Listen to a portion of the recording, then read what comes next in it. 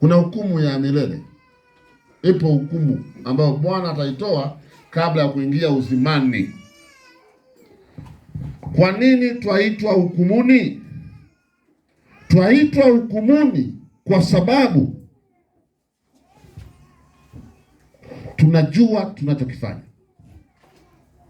Mtu ambaye hajui anachokifanya hawezi kuitwa hukumuni. Kwa sababu hiyo Yesu alikuja kutusaidia tupate kujua. Twaitwa hukumuni kwa sababu tunajua tunacho. Nani ajui kama ni mwizi? Nani hawezi kujua kama yeye mwizi? Yupo? Nani ajui kama ni muongo? Nani ajui? Kuna mtu anaweza kuwa asijue. Maana yake twaitwa hukumuni kwa sababu kwa siku ambazo Bwana atatuita hukumuni, maana atakwenda kuyahukumu yale tunayo yajua kwamba hapana, katika hili hapana.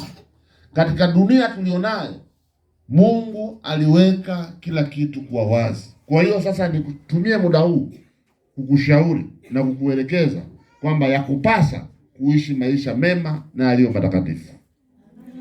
Amen. Bwana Yesu asifiwe. Yaani kuna kitu ambacho unatakiwa ukijue.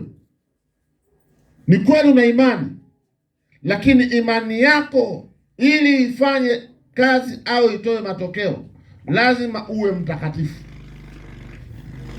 Ili imani ifanye kazi lazima uwe mtakatifu. Haleluya. Kwa hiyo twaitwa hukumuni kwa sababu twajua tuyatendayo. Amen. Hiyo nitaka nikusaidie kwa mwanzo.